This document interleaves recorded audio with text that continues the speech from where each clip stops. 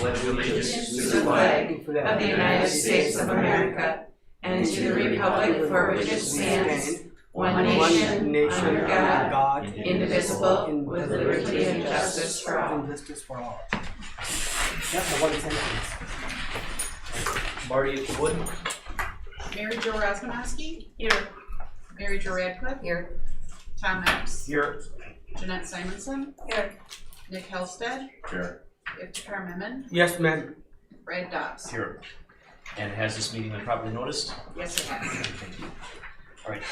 We have some guests with us tonight, so I'm going to move that we move items 7.3, 7.4, 7.5, 7.6, and 7.1 in that order. Actually, we need 7.6 does not need to move, right? Nicole, you are handling 7.6, Dr. Sullivan? The middle school course proposal? You and Mr. Nortman will do that one? Yep. Okay. so 7, 3, 4, 5, and 1 to the next items on the agenda.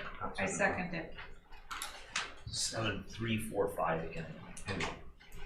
We have a motion and a second. All those in favor? Aye. Opposed? Okay, so we are rolling right to 7, 3, 4, and 5, which is Vicky. Who set up a lovely display for us already. Is this on and ready to go? I believe so. No? Jim, will you check to see if it's on the microphone? No, I'm sorry, sorry. It won't amplify in here, it'll It's just lit up be. now. Okay, Okay. perfect, thank you. Perfect. All right. I am Vicki Mikulski, the school social worker for the district. I'm finishing up year 7 this year. Next slide, please. I always sum up what I do in district and out of district. This year, my involvement in the district was a little bit lean. You can click again because I was on maternity leave. So I was taking care of my little guy, but I have done the CAST meetings and I've taken on the role of the CHW supervisor towards the end of the year here too. I assume that was the picture of the CHW supervisor. So in the community, I've been joining with the Jackson County social workers to talk about our at-risk clients that we have in common. I participate in Together for Jackson County Kids, the homelessness subcommittee of the servant-led committee, and then the newly, I think it's reformed, Jackson County Resiliency Alliance. Just got back together this month, so I just joined that too. May I ask, who are some of the other individuals working on that group? Lots of different community parts. So there was sheriff, police, jail representation, public health, social services, Children's Wisconsin, a lot. Yeah, I think very good. Osseo that's not a School name I had District heard was before, there. so I was gonna ask Yeah. what that was, yeah. Excellent. Some of the grants that I've done this year, the Good Neighbor grant I do every year, super easy, just to get the $25 Goodwill gift cards for families in need. I finished up the homeless grant, that's the EHCY compliance grant this year. At the beginning of the year, we got $300 for school supplies from the Tiger Investment Club. And then the best screener, which is a social emotional screener for Forest Street, we did this year. Next year, I'm in the process, I submitted another grant for homelessness, so we'll see if that one goes through. And then I also did another Tiger Investment Club request for food and snacks for our high school supply closet. I can share more on what that is later too. So, homelessness, the definition of homelessness for the schools is family living with another family because they lost their housing, which is often referred to as doubled up. They could be temporarily living in a hotel, living in a shelter or campground, in their car, or some other place that's not meant to be a place for human inhabitation. And then minor students that are living alone without a parent that are also homeless qualify as homeless as well. So this was our data for this school year. I had 24 families and 51 kids that we've identified as experiencing homelessness. Not all 51 kids are school-age kids. That includes younger siblings as well. So this was about 2.7% of our student population, which is a little low compared to other years that I included on there. We're usually right around 3.5-ish more. So it was also really low that only 3 families found permanent housing this year. Usually a few more of my families are able to find something, but also only 2 of our families moved, and usually a few more, they're a little bit more transient in years past, so they're sticking around too. Vicki, Yes. do you get help from Western Dairyland with their homeless program and locating homes? Yes, I send home a big folder packet of information, and I always include Western Dairyland stuff in there for them. And securing housing is one of the pathways that the community health worker can also work with families on. 4 of our families are attending from other districts, so they're temporarily in other districts, but our school was their school of origin, so they're traveling here. And this year I had 2 unaccompanied homeless youth. And just because we have some new board members, I'm just going to take a moment. Yep. That is all per the McKinney-Vento Act, that we are required to provide transportation and services if we are their school of origin and they find themselves homeless but find temporary housing across district borders in another district. We are still responsible to allow. The intention is to not interrupt the student's educational pathway, that they stay and we help with transportation. So at different times there's been vouchers and there have been taxis and there have been all kinds of different things contracting with the families in order to get the students here. So I just wanted to be clear that it's not something, it's the right thing to do for kids in their education, but it's not something we volunteer for. It's something we are required to do. Do we ever work with other school transportation systems where they meet at a certain point? Thank you. Yep. This one is just the same information in graph form for those of us who are visual learners. So the blue is the number of families, and the red are the number of students. So the first column is doubled up, and then shelters, unsheltered, and motel. And this is just our current situation. I do have families that have been in every single one of these situations this year. So they had their house, they lost it, went to the motel until they couldn't afford that, ended up in the shelter, could not secure housing still, and ended up in a camper. And there's 3 families unsheltered. They're all in their campers right now. Were they in there all winter? Or no? Well, we didn't have a very good spring, so That's true. it was more so this spring, but it was not good weather. Yes. So then this was going to be a separate presentation, but it's all homelessness anyway. So this is the grant that I've been working on for the last 2 years. And the focus of the grant was to ensure that we were meeting the requirements of the McKinney-Vento Act and to raise awareness in the staff and community. So training was a big part of that. So we were granted $15,000 for the grant, and then because we had applied for a competitive grant, we also got a gajillion more in ARPA funds to spend as well. Math is definitely her forte. Yes. So the compliance review is really super boring, but there were 8 areas that we had to go through to make sure that we were meeting the law for meeting the needs of our homeless students. So it was recommended that we enhance our training That was really lacking. And then services for secondary students to ensure college and career readiness was another area where they said we could improve. They really liked the dispute resolution process that we made up and the procedural documents and internal tracking that we were doing for our families. So like I said, bringing awareness to the community and staff was a huge part of this grant. So I have our little display up there. I've been able to display it since probably February, because that's when I came back. February through the end of this year, and I've displayed it at all of those events so far. So just basic info on who qualifies for as homeless, and then what their rights are if they meet that definition, along with my business card and a brochure.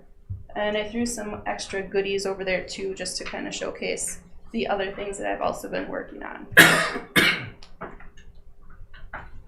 So like I said, the brochure is over there. The website was created last year, and the needs assessment that I give to the families just to kind of evaluate what they need help with exactly, because no family has the exact same story. So it's really interesting and a good data collection tool to see where the needs are for these families. I also created a cute procedure manual that every office in the district has a copy of, at least one. And then the newspaper ad I put in the Banner Journal and in the Shopper. And then the staff training platform, McKinneyvento.org, just got that last week. Sent it out and actually had quite a few staff members complete their training already, but I also sent it out to community partners. And so I just checked it this morning, and those were the community partners that had actually, some people had completed the training as well. So they also were trained on McKinney-Vento. So because I don't know everybody in the world and it was a huge project, I created a learn and share incentive for staff. I asked them to either attend a webinar or training or read a book on homelessness and then present what they learned to anybody in the community, as long as it was within Black River School District. So 8 staff members took me up on that offer, and these are the people or groups of people that were reached because of that. So 95 church members, 29 friends and family, 16 school staff, and 22 students. So I thought that was pretty cool because I really wanted the word to get out, and I wouldn't have been able to do that myself. This is just some of the feedback from the presenters that did that.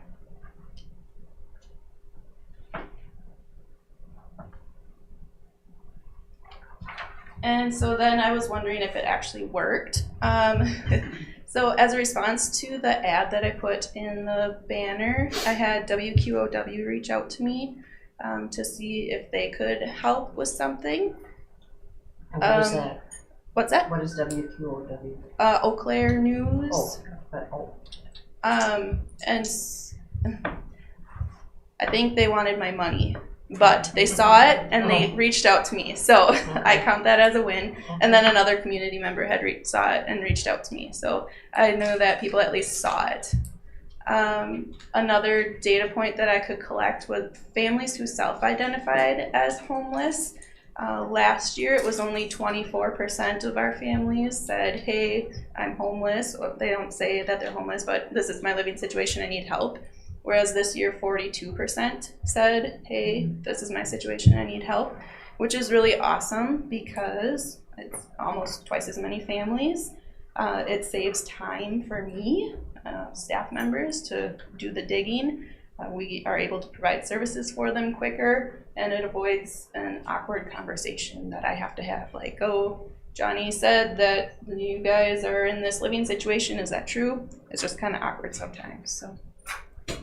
And then collaboration with Children's. I heard that they recently received a grant where they can dig in a little bit more with our homeless families too. So that's a to be determined thing. And then with the rest of the bajillion dollars, we could do some extra fun things.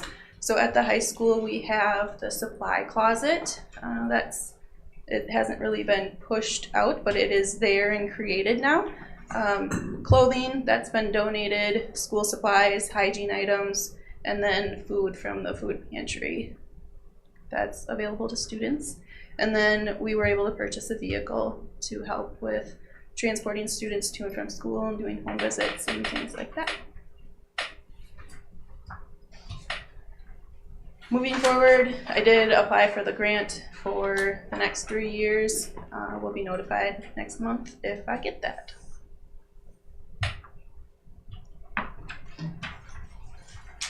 Questions about homelessness before she rolls into our next piece? Thank you for your work. Thank you. Yes. Thank you so very much for doing this thing. It's very heartbreaking. It Give is- me a stress. It's emotionally taxing, that's for sure. So So any counseling for me too? send me an email and I'll send you some resources. Thanks.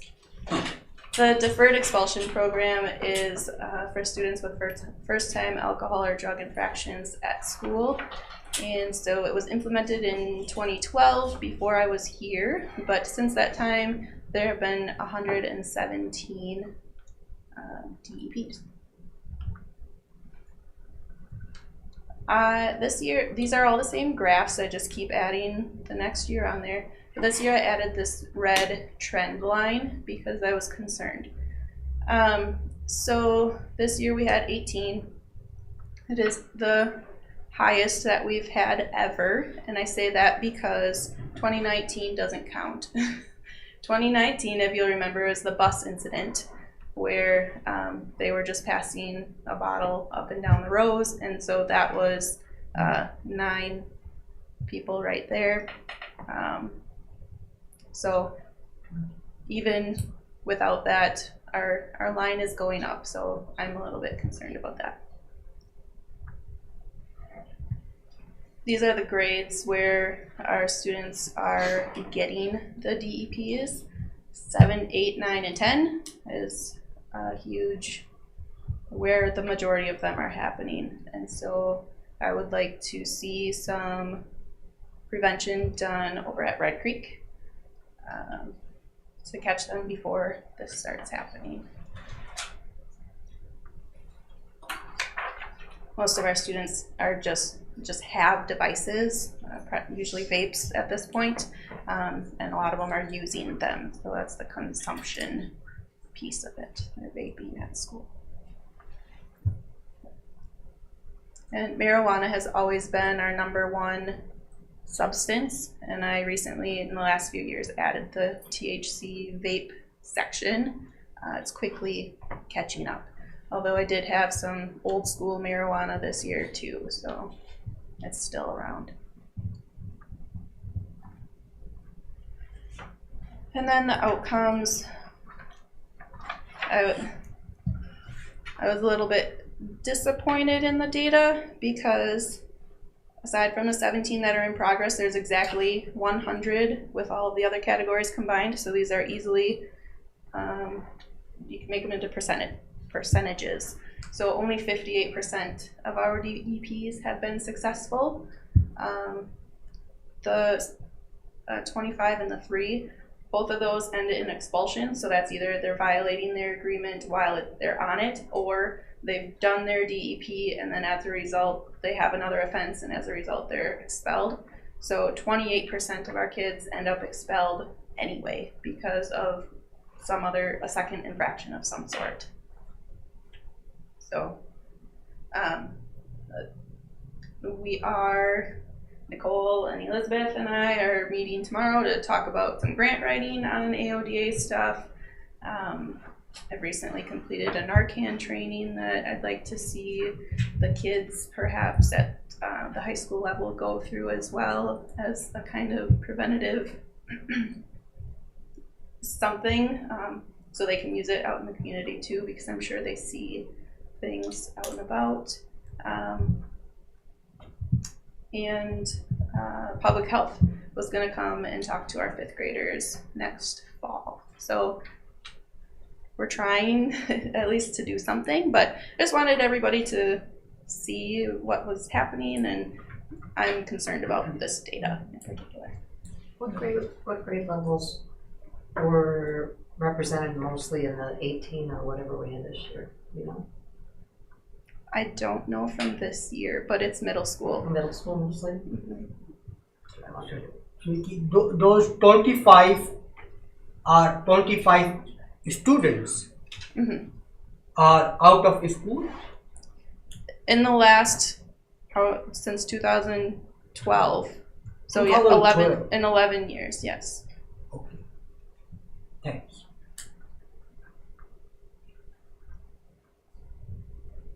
That's it. What is that? Maybe a little Just a bit. little joke. It's a joke. To lighten the mood a little bit.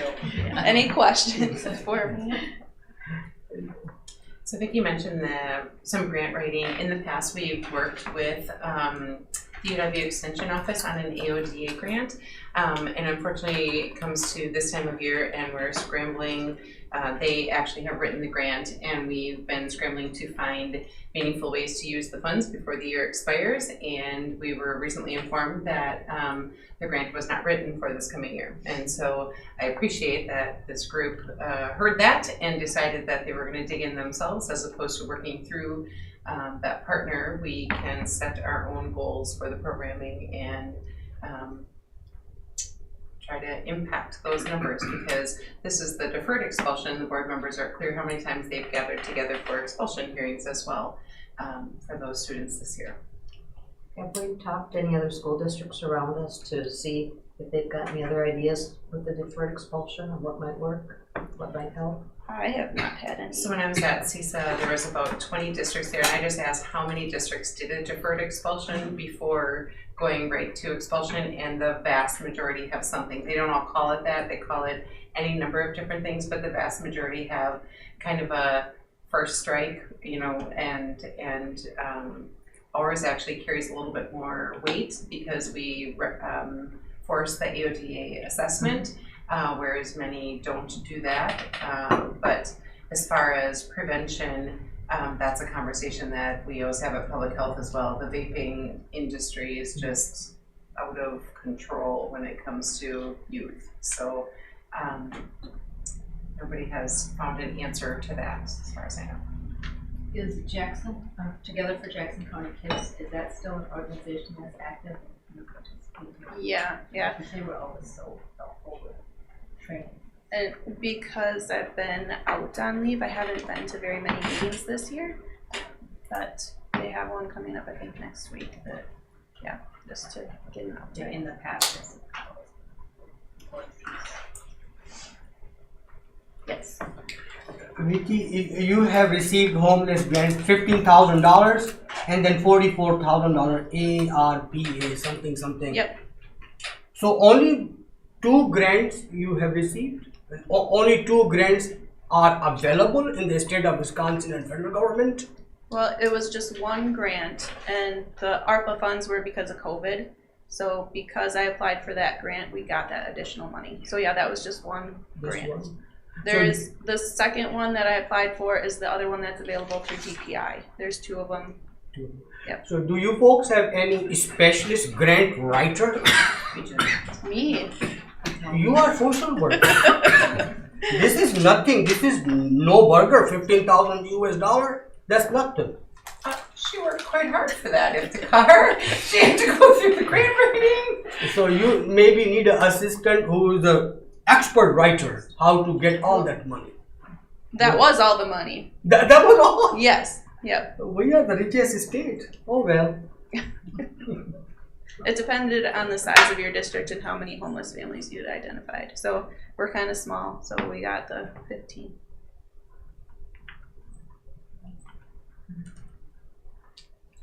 Thanks. Anything else from Vicki? Thank you for everything. Thank you. Thank you. Thanks for taking the time to come. I appreciate it. All right, next we are going to give another guest here, so we're moving to 7.1, our attendance matters discussion.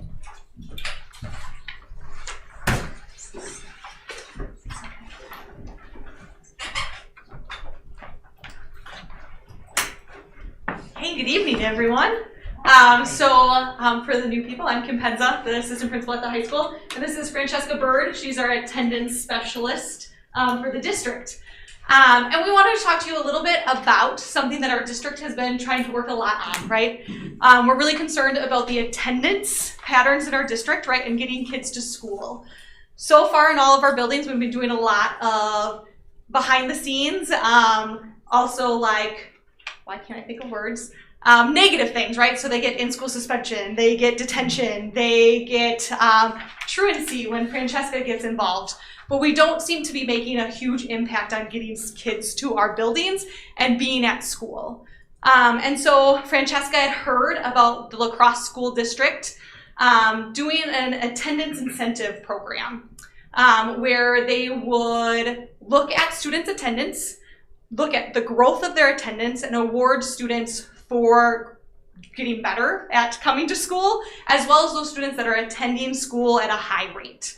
And that we would incentivize coming to school so that we could be more positive and proactive in getting students to want to be in our buildings, right? And I know there's a lot of research about incentivizing things and that intrinsic motivation and extrinsic motivation, but right now we feel like we need to give our students something to celebrate attendance, to talk about attendance, and make it seem something that we are valuing and finding importance in them coming to school. And so if we show that we value it a lot, that maybe our students are then going to come to us because they're excited to talk about their attendance and see their growth as well. So we have a little PowerPoint that we put together to kind of talk about our attendance. Do you want to talk about that? So if you want to click, we brought this forth to our business association committee meeting, I don't know what it's called. Thank you, business partnership meeting, to talk to businesses, because part of the program would be getting businesses to partner with us because some of it is going to take some funding to make sure that we can give incentive prizes to our students. And so we just talk about, we're inspiring excellence. This is our goal, right? We want students to come here. The only way we can educate them is if they're in the seats so that our teachers can give them all of this knowledge and have them work on their education. So the goal, right, would be to have them here, have businesses partnering with us if we can help students understand the importance of attendance. Maybe when they get into the business world, they also are into those same habits and they're attending work at the same rate as maybe we can get them to attend at high school and value their time in the businesses and at work. So we're trying to partner with those community resources so that we can also have this partnership and working on the attendance together, because we also hear from our businesses that maybe they're working on attendance of their employees as well. So if we can start at high school, maybe that we can make it so their future employees are valuing their attendance as well. So these are just our full day attendance rates at the high school. So if you see that, 80% is chronically absent, right? So, what? 90. Oh, sorry, 90. Let me say the right percentages. 90% is chronically absent, and these are our grade level and overall attendance data. So a majority of our students are chronically absent. So it's definitely something we need to focus on. So just for clarification, because I know we've talked about this a number of different ways. So when you say full day, that means that 78% of our students missed more than 10% of full days. Are you counting, like, I know we have some students who make it to the building and don't make it to class. Are those students captured as being absent in this data as well? Yes. Yeah. Okay. So if they miss some part or full, part of the day, it's also included in this Okay, data. so this is kind of a full-time equivalent type Yep. calculation. Okay. Thank you. So then we just kind of broke it down by our two biggest ethnicities at the high school, right? Our white students and our American Indian students, because we wanted to just highlight our larger groups. and their percentage rate. So over on the left-hand side, you can see those that were attending 90% to 100%. We have 156 students that are here, are not chronically absent. 80% of those are white, 14% are American Indian. We have some other racial ethnic groups are in there, so that's why they don't always add up to 100%, right? We just didn't want to highlight them because sometimes they were one kid, singular, and that could kind of pinpoint some of those students. So we didn't include them on this data. But you can kind of see the trend as it goes through, and why we really want to also partner with the nation as we do this work to try to improve the attendance of our Native American students as well. And this is just a graph, right? So in case you want visual learners, you want a different way to look at the data, that can just show you the same thing. So again, we talked about kind of the things we're doing at the high school already to try to make students want to come to school, right? Those loss of privileges, we have a no hall pass list. They can't go into the hall without an escort. I've been called their potty partner. It's a really great title. I'm going to add it to my tagline under my email. They have lots of privileges. So like if they're gone for an hour, they can't participate in their sport after school or their club or their activity. We problem solve meetings with family and students. Francesca steps in when they've missed about 5 days, right? And she starts the process that she works through with truancy. We have those restorative conversations. They have ISS detentions. They get that truancy referral. Right now, we're not seeing our attendance improving based off of the things that we're trying and the consequences. So when, Yeah, go ahead, Mary. so when you implement the positives, will you still have those negatives also? Yes, we will still always have those ISS detention, the restorative conversations, truancy will still exist. So we'll have those things, but we also want to acknowledge our students that are doing well, right? Those people that are at the 90 to 100%, and they are here. They are engaging in the learning. And then those that are trying, right? Like maybe their attendance was really bad for a while, but now they got it. They figured it out that coming to school is important and their attendance rate is growing. So let's recognize that and give them some encouragement to keep coming. Can you talk about how you use detentions and ISS? Like, because in my mind, what you're doing is a student misses class and so we're forcing them to miss more class, but that doesn't seem right. So sometimes that occurs because they've missed so much class. We try to use the lunch detention. So they're missing what would be their free time. Right, okay. Because yes, you're right. Why would we make them leave class when they've already missed class? But sometimes they've missed so many days that we have to kind of hold them accountable for that time. And that's kind of what we have right now. We can also use that as an opportunity to do some catch up. Correct. And we help them build their skills, right? And catch up on homework so they're not feeling so far behind, and then we get them back into class. Okay. And they get to sit next to me and we have lots of conversations, and who wouldn't want that? How many days do you miss a year to get truancy? It's truancy starts at five unexcused days. Per semester, not for the whole year, so. 15 would be for first 3 trimesters. They cut it in school years in half. So they don't go by trimester in the truancy law world, so the school year is cut in half. Jeez, they cut 3 in there. Sometime in January we say it starts over. Mid-January. All right, so our goal is to give them something to work for. Like we talked about the growth, right? Really focusing on here's where you were, but here's where you've gone to. And so really focusing on that. And so we're looking for business partners to help us do some of those incentive prizes. And I think, Jill, you have that. Do you have another thing from us, or did you just do the PowerPoint? I have another thing from you? Yes, I'm sure I do. You do. Hold on a second.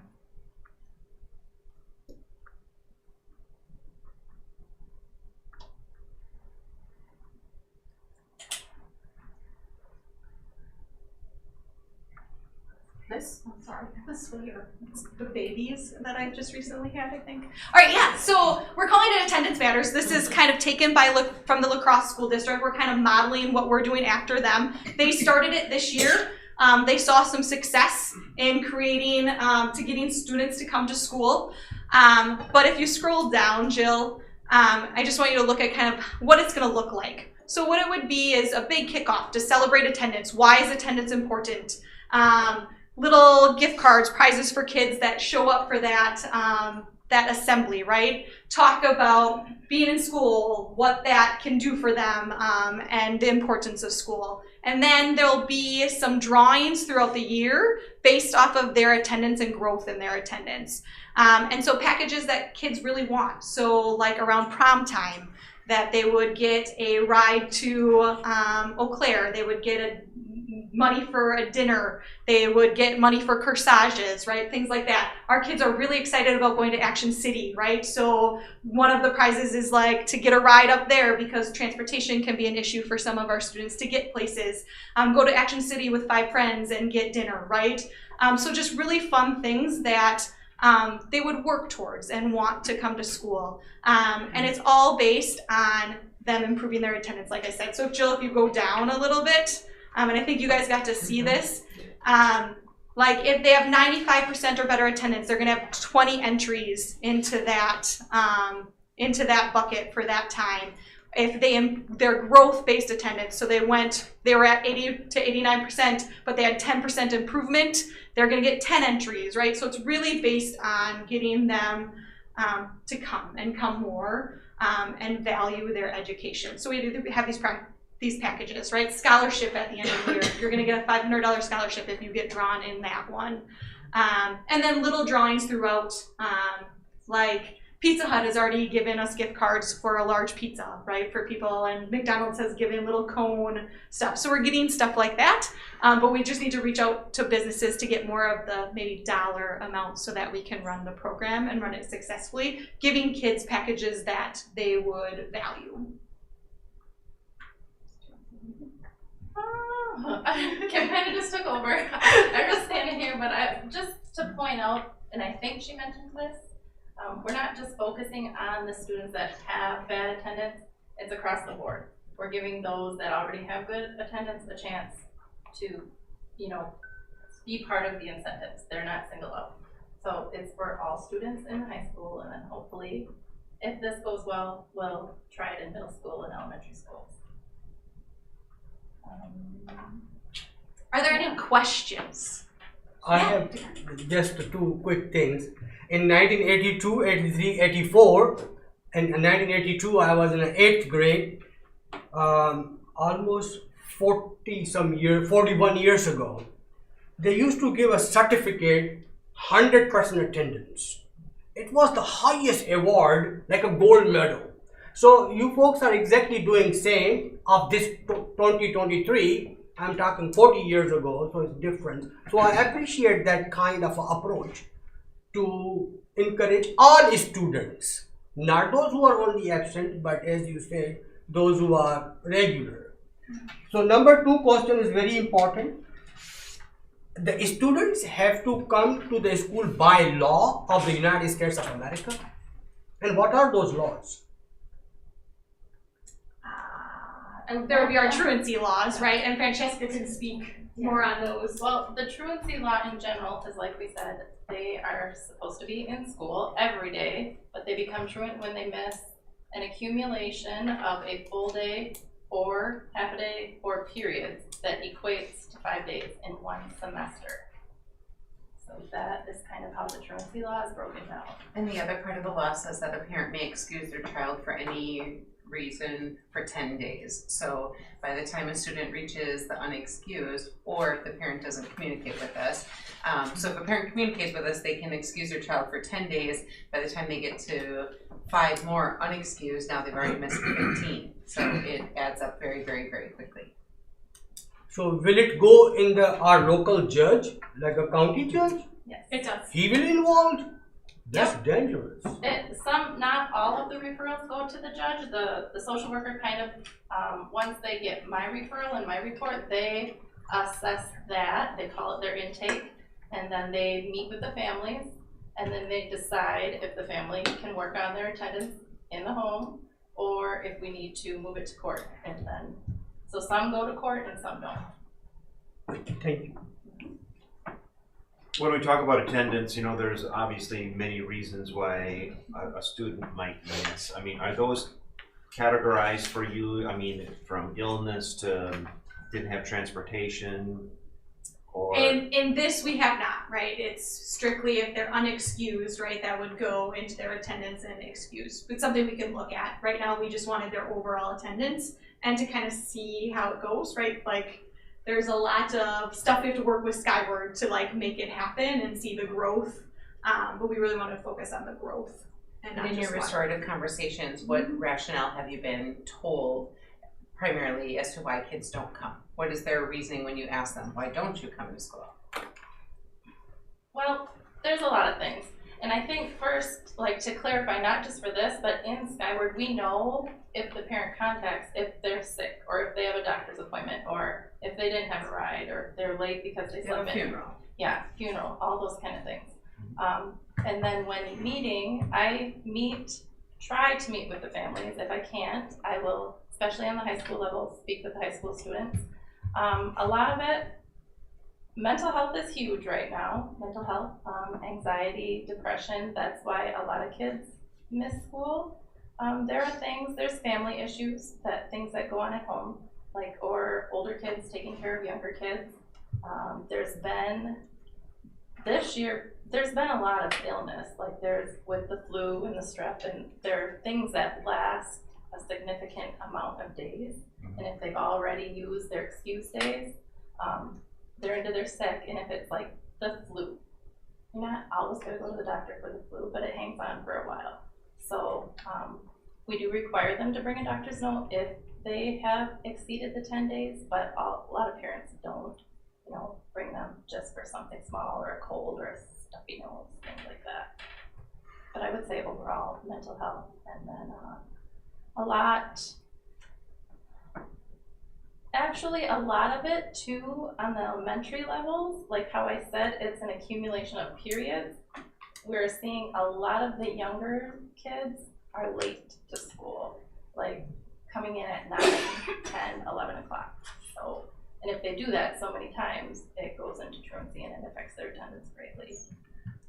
What are the causes of coming to school late? Is it parent work conflict or? Sometimes they stay, sometimes they don't. It's usually we slept in or the car didn't start or things like that. Or they just drop their child off and they walk in by themselves without a reason. Is it across the Wisconsin or just the Black River? I think the reduction in attendance is all over, right? Just because La Crosse is having we got it from La Crosse, right? And if you talk to districts from around here, their attendance is reducing, like their chronic absenteeism is increasing. And so I don't think we're alone in this, but we have to be proactive in trying to make sure that we're getting our students here. So is it possible, like a couple of years we had a COVID, so school shut down, sometime open, shut down, open, disturb the pattern of doing the same thing? Maybe it could be a reason, I don't know. Absolutely, I think we can blame COVID probably for the next 12 years. Okay, right? Okay, Because of some sort of developmental milestone being interrupted, right? But I don't want to just sit on that, right? Like, how are we affecting how we're helping students get to school? And so for frame of reference, the state average has certainly dropped as well. But when you look at the school district of Black River Falls and the state, our largest gap is in the area of attendance, not achievement. Our largest gap is attendance. And so it very much is a local significant challenge. We're not alone, but it's not good. When you said like 10 days excused and 5 days, so that they can miss 15 days per semester, that'd be 30 days per year. No, 10 days is over the whole year. Parents only get 10 days a year to excuse their kid. They're not good at budgeting them until spring though. Mm-hmm. I like that you're doing a positive approach. Very positive, very positive. I'm going to be honest, I feel like another component of this is the more kids we get involved in our extra and co-curricular, then they have more vested in wanting to be at school, right? So I can't go to practice if I missed a part of my school day. So the more participation we get in that stuff, that's another extra reason that they want to be at school. And so all of that just positive momentum helps to build throughout the system. What was the purpose to telling these things to board? To- What do we do for you? Well, to inform you, right, of things that are happening in the buildings. Also, if you have some friends that have some money and would like to help support us and be our partner, we wouldn't argue, but just so that you guys are informed. So that is the purpose, that we could communicate the richest families of Wisconsin to support. Yeah, so if you can reach out to those rich families, we would. No, I was just wondering what was the purpose, so we board could sit down, come up with the solution to help you. Was that your purpose, or just? No, our purpose is simply to inform you so that you know what's happening in the building, right? Because as we're going out to ask businesses of money, you guys should know that we're doing that. Thank you. Yeah. How much involvement do you have the Ho-Chunk community in this whole situation, seeing that, they're a little entity of themselves that come into our school district? How much are they invested in this program with attendance and improving? Their school district too. I was just gonna say, they're not an entity of themselves, they're part of the school district. They're part of yes, I agree with that. So we have, they were part of the initial meeting, their public relations person was there, so he's aware of it, and I know he has brought it to their attention, but there hasn't been a ton of communication per se about this initiative, but I do, in the school district, we work closely, we have meetings with Ho-Chunk Social Services, also the county social services, juvenile justice, and we all work together to try to come up with a plan to better help families, students, because it does start at home. It starts with the families. So that's where we need to figure out how we can kind of get to the homes or educate families on education or just on the resources that they have available to help them. Because we're the county seat, I am required by state statute to host truancy meetings once every other year, and we started a few years ago, and it just keeps rolling year after year. And so Ho-Chunk Human Services and Jackson County Human Services, and we've had Judge Becker come join us. We've had Alma Center School District and Melrose Mindoro School District. Blair Taylor came this last time, and everybody's at the same place. There's all of these agencies trying to work together, but how to insert into the families to change that thinking that it's not optional. And I agree that I would never blame COVID, but quite honestly, it was the state averages certainly dropped after that when, we've always struggled with our attendance rates, so I'm not blaming that, but they dropped for sure when kids were being quarantined for course of time, and then we'd say, yeah, but they have to be here, and the parents are like, so that certainly did impact things for sure, but again, the whole state, not just us. So we have active engagement from the agencies. We have not effectively impacted family decision making. And I'll add that just recently, last month, that myself, Vicki, the social worker, the juvenile justice social workers, and then the Melrose Mindoro School District, Alma Center. Is there another one? Or is that just it? Those are the Jackson County. And then the judges met to discuss truancy, to also work together to come up with a plan that works. Because not always, just because you go to court and you get a court order to go to school, doesn't mean they still go to school. Or just because they get a fine doesn't mean they still come to school. So I was just speaking with the juvenile justice social worker today, as a matter of fact, and they're still brainstorming ideas, but the main point, like I said, is early intervention, and this is something like that, starting with positives before we get to the negatives. Mm-hmm. Have you ever thought about culturally bringing in, with the Ho-Chunk culture being, the elders being highly respected by the younger generations, bringing in elders to work with young men and women, and brings the culture, even with our own Caucasian kids, bringing them in to help build a respect of Well, a little bit on that. I know that social services and youth services has events that bring in the clan mothers are the women elders and traditional court are men. And they talk to the kids about these kind of things, not specifically attendance, but things that affect, their lives.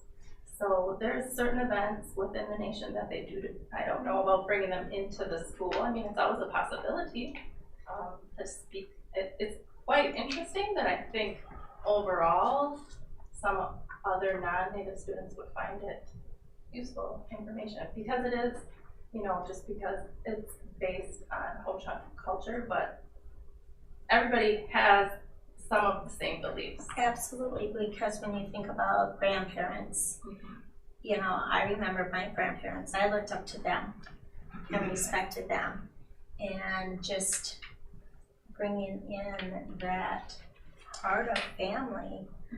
We've gotten so separated, and that it's just the way life is, where, years back, grandparents, the extended family played an important role within the family. And today we're not seeing that. We're seeing such a separation with that. In my conversations with the Ho-Chunk Education Department, I was told that Ho-Chunk families have to agree to the traditional courts and to the clan mothers because that is strong traditional beliefs, and not all families grow up through their traditional ways. And so the conversation we had is that a family has to agree to use the traditional court, because once they engage in that process, there's no saying, oh, just kidding, I don't really want to do that. And so I don't know that that's something the school district could ever dictate. It could certainly be an invitation, and I would talk a little bit about the talking circles that were happening at the middle school and high school, where we tried to bring in some positive role models that would open up a conversation for any students that wanted to come and talk. And it wasn't targeted at truancy, like you said, but just storytelling, getting at values and all that stuff through the storytelling. So we've certainly tried to partner in meaningful ways, but there are some things that aren't ours to dictate. Further questions? Thank you for your time. Thank you.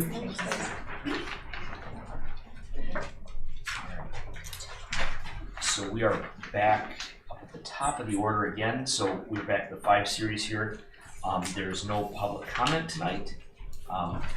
Next is 5.2, gifts and grants. Yeah. So the Education Enrichment Fund had a little bit of fun. I think it was fun. They sent pictures. It looked fun. They went around to each of the staff meetings. I love the way they do it. They kind of take the Publishers Clearinghouse approach, where they make the grants very accessible to staff, and you can see the list of very, very, very unique things that they are awarding. So in a year that the stock market wasn't fantastic, you can see that there is still some significant donations happening. They have pulled out, the music grant has been separate funds all the way along, but Paul Mills has also started a business fund as well that runs parallel to that. So things like School Garden, the All Kids Bike Program. So I know I brought that to the board a bit ago. John Thoreau wanted to start it with the Striders. He had a goal of $6,000, and he has received about $7,500 because there were so many different organizations in the community excited about that opportunity. So that's fantastic for them. The weight room exercise bike, the contrabass bars for the music room, learning lab items, FCCLA chapter jackets. I'm going to talk just a little bit about those. So our FCCLA, FBLA, and Skills USA and FFA, when they go to competitions and stuff, it is very expected that they wear the blazers and the dress that go along with it. And that's a game changer for some kids, right? FCCLA are the red blazers. And so all of those advisors have tried to build a closet of those blazers so that when a competition comes up, a student can simply get their blazer and be ready to go without feeling anything less than when they go to the competition. So that's fantastic. The digital portable pianos, and then a living wall materials outside of the commons. I'm super excited to see how that comes together along with that branding stuff that we talked about a few months ago. So when you look at that, over $20,000 of donations from the Education Enrichment Fund to staff members, and you'll notice that some of the people writing grant applications are support staff and teachers alike. The EEF is just a really committed group of individuals whose sole purpose it is just to promote public education in Black River Falls. They are fantastic. So that we do need a motion on. Yep. I make a motion to accept the EEF grants as presented. I second. All those in favor? Aye. Opposed? Motion carries. Next is 5.3, open enrollment caps. Again, that was in your packet. So just a reminder that these are the applications. The statute that you have to approve them is really quite outdated, and they just haven't taken it away. These are the ones that apply during the window, which is end of mid-February through March-ish, end of March. But truly, people can decide to open enroll any point during the year. They simply have to put on there that it is in the best interest of the child, and there's really little room for a district to be able to say no, whether a student is leaving or coming. And so these are the ones that applied during the open enrollment window that need your approval. The ones that happen throughout the year just need my signature, so you don't see those throughout the year. So again, looking for a motion on that one. Move that we accept these open enrollment applications. Second. All those in favor? Aye. Opposed? All right, next up is the summer school grant with the Boys and Girls Club. Just wanted to let you know about that collaboration.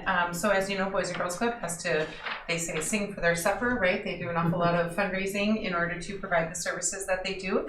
And we also know that families rely heavily on those services.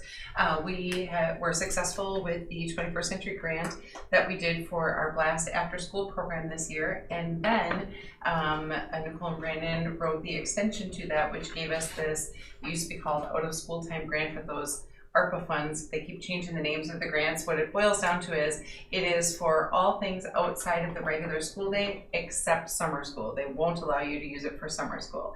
And so there was an opportunity to write another grant for summer school, and administratively we had a lot of conversation about it.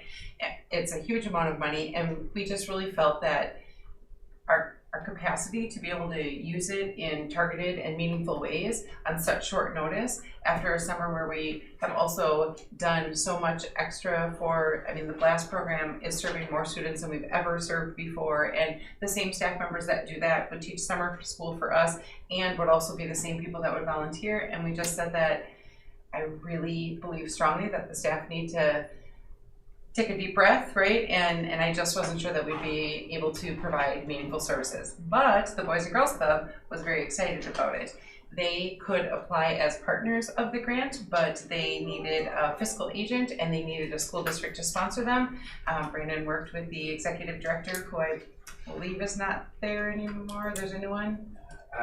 She was kind of on her way out, and Yeah. on her way out. Yeah. And Kaiser was on her way. But anyway, they were successful in that. So the Black River Falls Boys and Girls Club received, I think it was like $600,000 in a summer grant, and we are the fiscal agent, and there's a 10%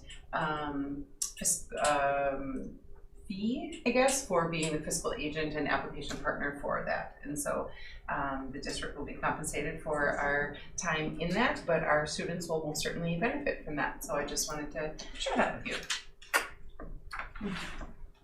And I see they've been advertising some summer camp stuff through there.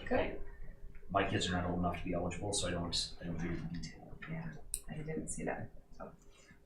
And that is just for awareness. We do not need. No. So next is our core agenda. So we would like to talk about this one a little bit. So this is another 20-year-old document we're looking at here that's been revised. This might hold the record of more documents that I've seen here. So this is our core agenda. This is when we address things on a reoccurring schedule throughout the year. Some of these are set by statute, and some of these are set by when seems to make sense for us. And topics that board members are interested in making sure get reviewed annually, as opposed to, oh, let's talk about that later, and then we lose sight of it. So I start with this document every month when I'm creating the board agenda, so it's very important. So again, we can add any agenda items to a meeting, but these are the ones that past boards have felt strongly enough about that need to be reoccurring every year. So we can add or subtract from these within the bounds of against state statutes, but does anyone want to make changes to these? I'm just wondering, in light of the recent request for data, I'm wondering if we could create if you could tell me what data would be meaningful to you, and we put it on this schedule, because I can almost promise you we're collecting it and talking about it with our action teams. We don't bring you all of that, or you'd be looking at charts every month. And so I've heard that failing grades is important, and I'm guessing attendance is something that you'd like to track and monitor. And so when we have our fall data review, like November, we could do a check-in on each one of those. We've talked about following a cohort through, as opposed to looking at each grade level in isolation. We were meeting with the elementary principals today, and we talked about how each year you see second grade started with this many proficient, then they went to this many, then this many. Would it be more meaningful for you to look at the class of 2035 started with this many, and then over the course of the years, you can see how that same group of students has moved. Like, we want it to be meaningful for you, and again, no, we've got more data than you could care to look at. I just want it to be meaningful for you and feel informative, so that you don't feel like you need floodgates of data outside of the schedule, is what I'm asking you to consider. So are you thinking on those the board development days that we would look at how we're doing in attendance, how we're doing in certain? Yeah, we certainly could. So right now, the elementary does their AGR report. Right. We could just broaden that, and so it says on here, like in November, it says fall data review.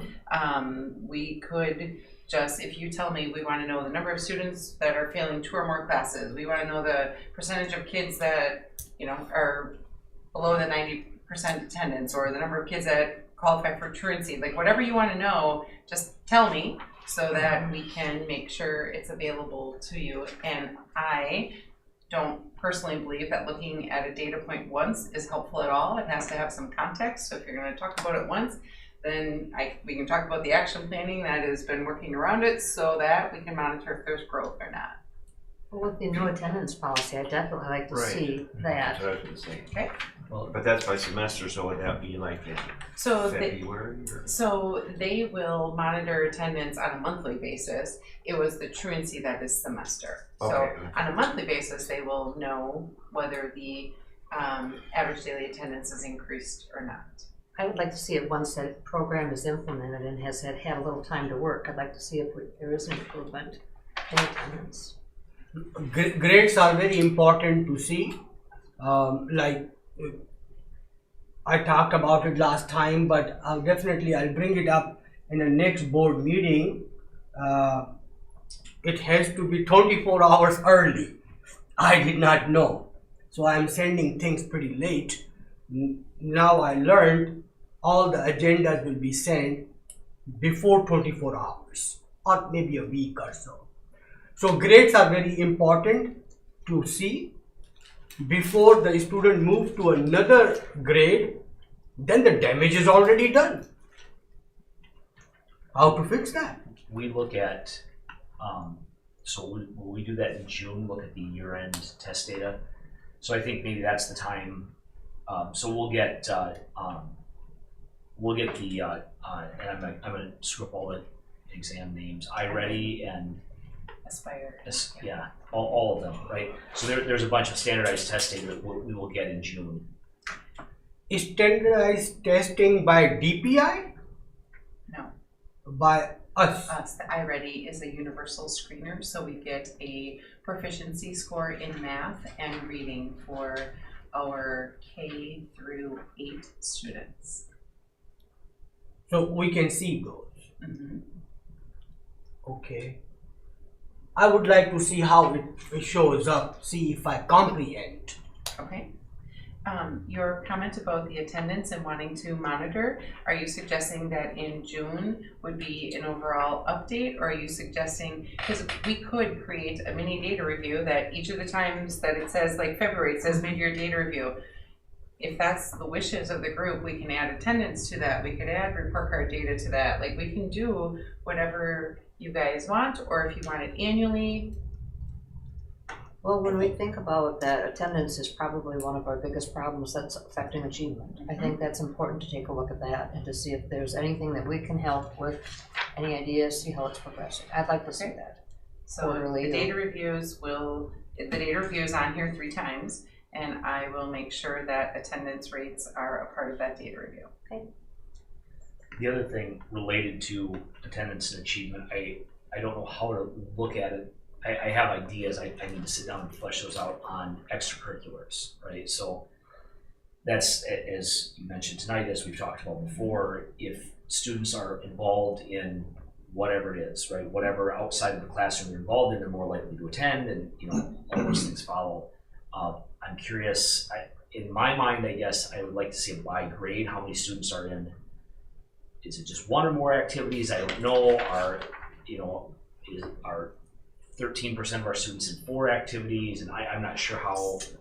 I also don't know. This sounds like something for Andy to on the athletic He's side. not our data guru. Yeah. However, he certainly, I can certainly work with him. Yeah, I think, and it's not just athletics. It's all of the other. It's FCCLA. It's FFA. It's all of those things. I think are important to capture. So I don't know where. I'm afraid of the effort it's going to take to capture, but I think it's worth at least seeing. Yep. And it's just an annual. This is not a right. So I have it in June, because June we already do the co-curricular handbook and participation report.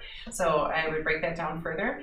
But I would also remind you that on the back of the state report card, remember it started reporting our percentage of kids that are in music, our percentage of our kids that are in.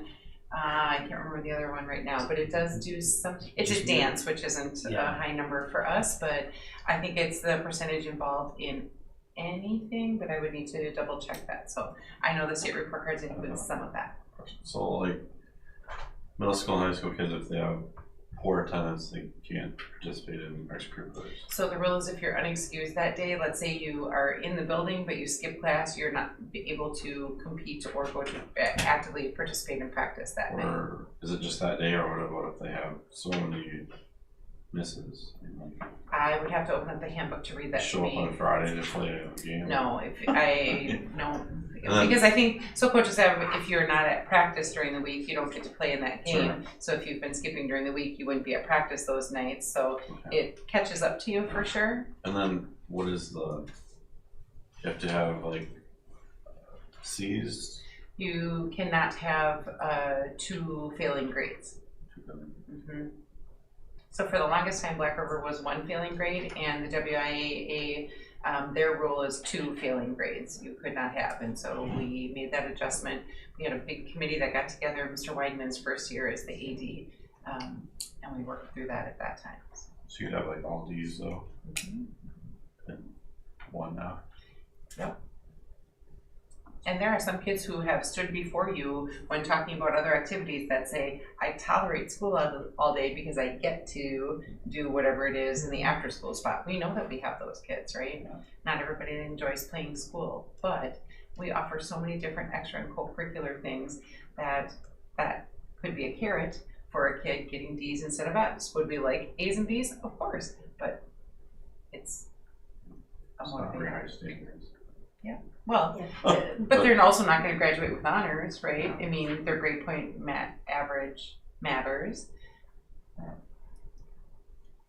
Do we ever look at elementary level and what kids are involved in the elementary level? So that gets a little tougher because our schools don't necessarily sponsor a lot of that. It's community organizations. So, excuse me, lots of church groups and the Parks and Rec department and youth organizations like soccer and so volleyball, high school sport, has a youth program with a whole board and everything. Basketball, same thing. Swim team, same thing, right? Hockey, figure skating, all of those have their own things, so the school district doesn't sponsor them when they're that young.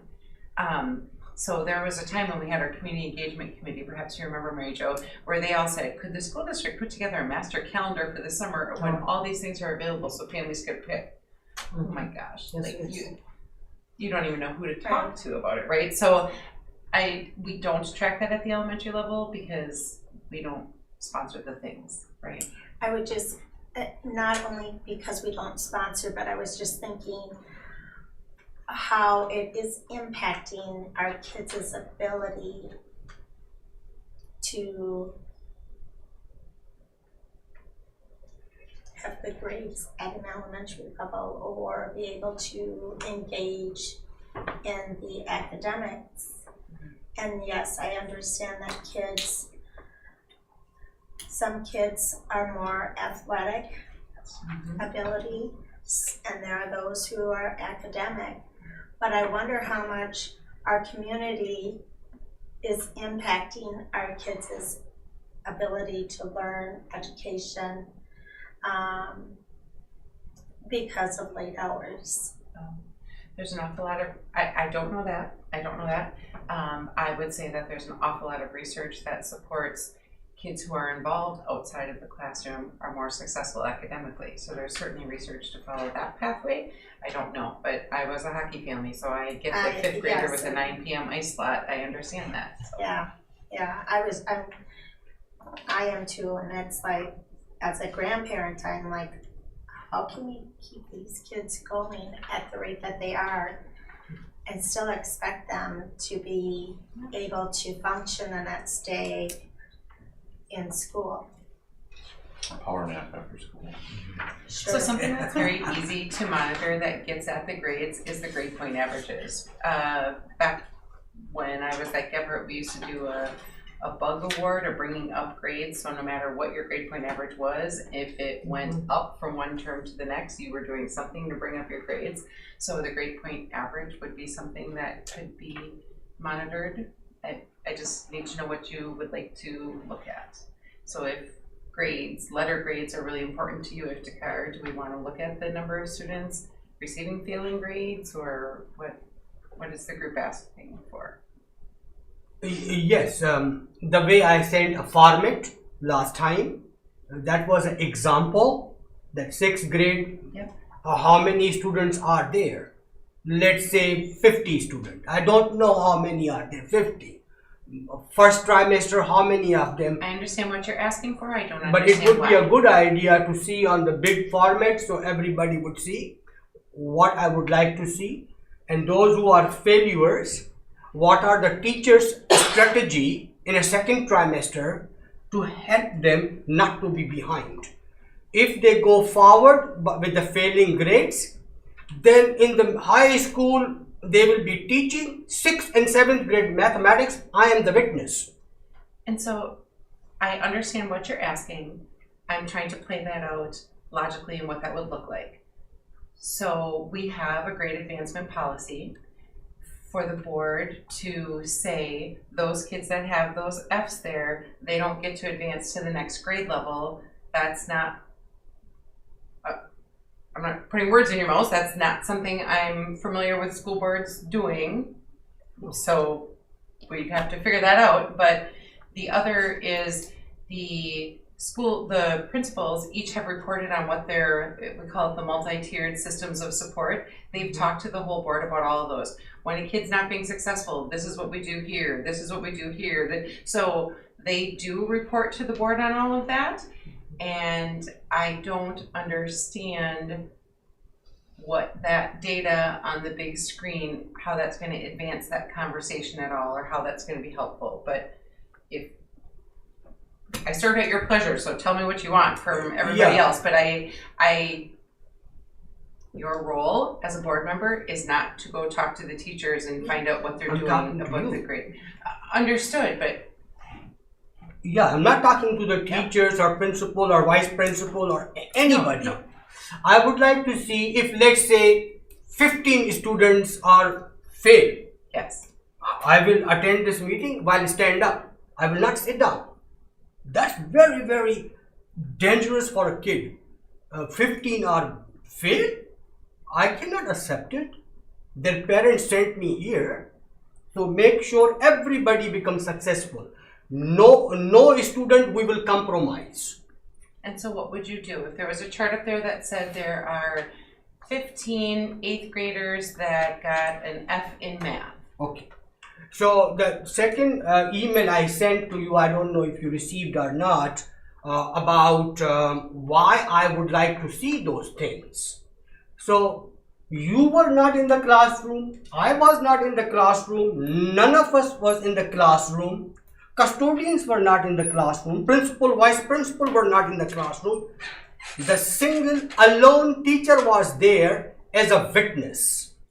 She or he knows the enormous information why 9 students got F. So we will follow exactly what he or she is saying, what kind of a tools she or he needs, because she's the only one or he's the only one who knows the truth. I was not in the classroom. I am blind. I have no idea. So therefore, I would like to see the stage number 1 to invite teachers. Tell us the truth, what happened.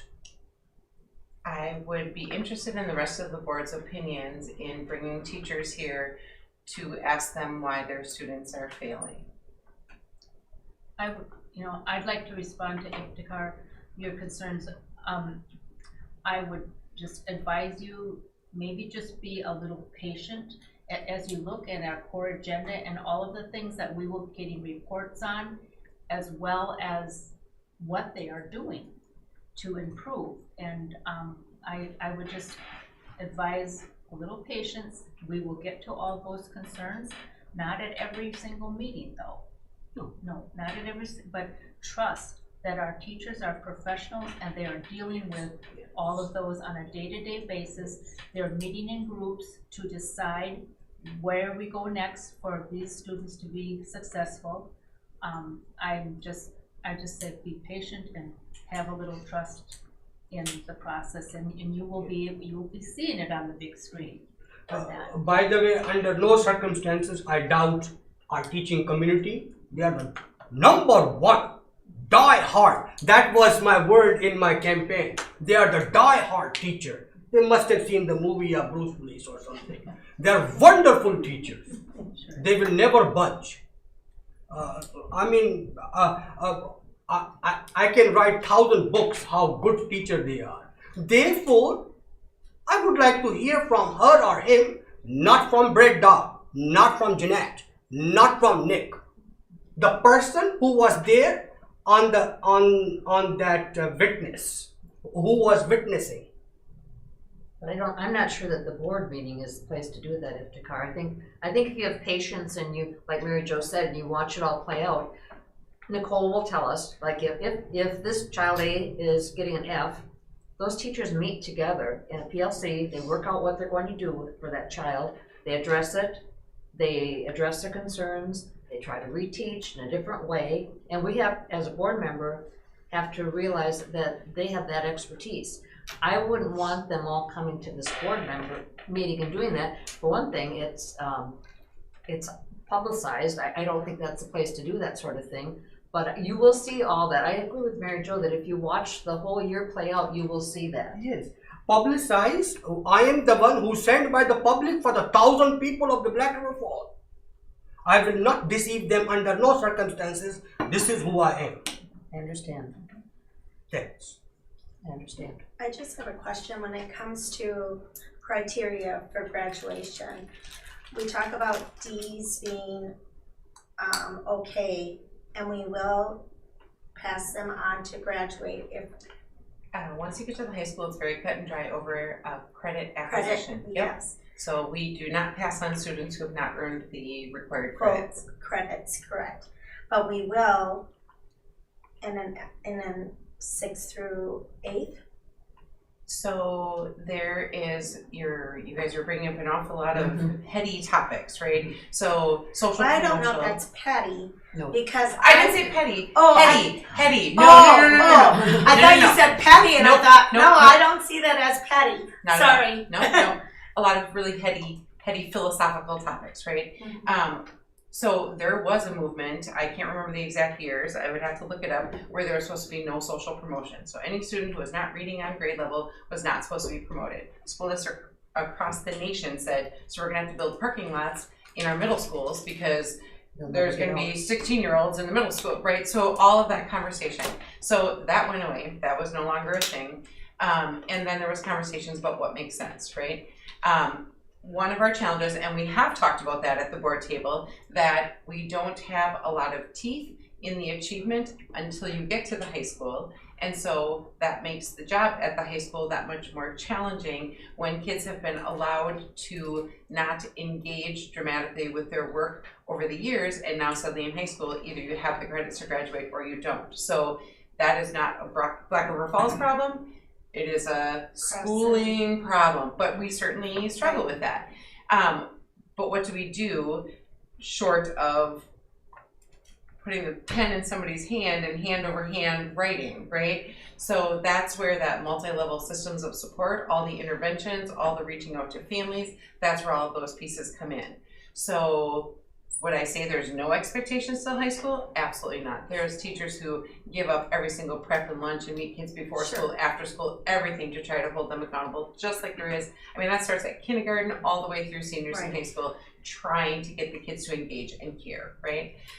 But do we not allow a student to advance to the next grade if they aren't successful on everything? That's an individual case-by-case discussion. We've had some families who've asked us to please retain their child because they don't want them to be able to advance unless they've engaged. The research on retention is crystal clear. The number of students who drop out of high school without a diploma that were retained somewhere, it's like almost a 90%. If you retain a child somewhere else, 90% chance they're going to drop out before they have a diploma. So there's very little research on that supports retaining a student, except when they're really young, right? When they're like kindergarten, 4K, like the really, really, really young grades. But once you get to middle school, there's just no research to support that. So that's part of a much bigger conversation. I feel like you guys would like to talk about those multi-level systems of support. The admin just did, maybe we could find the board meeting where they just went through all of that and you guys could have that to view because they just did that presentation for the other board members. I want to say 3 months, I could go back and look, but I feel like that's what you're asking is what do we do when a student isn't successful? And I hope when you hear all that we are trying to do when a student isn't successful, you say, holy buckets, how can we now get the parent to care as much as we do? That's really what I hope you will say once you hear all that. So I don't, again, the rest of the board can chime in here with how you want to spend our time, but I feel like that's the crux of what you're both asking is what do we do when a student isn't engaging? Well, in June, we're looking at the test data and then also what their goals for on grade level reading and all that is all part of that. And I think that's going to provide a lot of clarity to this kind of stuff as well. Yes. And then if there's another specific topic, excuse me, I'm chewing carrots, but if there's another specific topic that we want to talk about at a board development, that's when we could schedule that time. Yes. I would like to give my opinion to Dr. Shelley Severson. To help that student, if he failed 3-4 subjects in the 7th grade, he held him. I don't think so. It's a good idea. We have a preventive specialist. That word. I don't know. We have a interventionist like Miss Jennifer Krista. She is a queen of mathematics. She knows the mountain of mathematics. She's that good. We have a whole team in place. I am eyewitness. Every person I know, the staff, and they know me. We know them. We work together. By the way, you and me work together too. Absolutely, I just am trying to figure out how this is going to function. Is what I'm trying to figure out. To help a student that only happened in a down south. I don't know if there is a law of United States or Wisconsin if a student who failed 4 or 5 subjects held him on the 7th grade. I don't know. Let him or her move forward. But during that time of a year, Miss Krista is there, the whole team, I don't know the all names, there are so many new teachers, they can pitch us in. But first we see 45, 35 fail, that is allowed. We will not compromise with the 35 students under no circumstances. That's my opinion. In summary, when we had new board training, we were elected to run the school district. We were elected to run the school, make sure it was run well. And we have the people in place to make sure that our district is run well. That is our job. So I just but this one I signed, it says, remember always that my first and the greatest concern must be the education welfare of not the board members, of the students attending the public school. So they are my first concern. I am representing their parents and the students. And if you see the board member code of ethics, I would like to all of 11 point here on my tattoos. So I would remember what I am supposed to do. It's posted right here. You don't need to go through all that. Just saying, it's right there. Yeah, I don't want they burn my alive skin. But these one I have photocopy. You come to my apartment anytime. 7 of them all over in every wall of my apartment. So wherever I go, I see. It remind me if the car don't do mistake this time. I can do mistake while cooking, a little salt goes more, that mistake is acceptable. Here, I will not do mistake.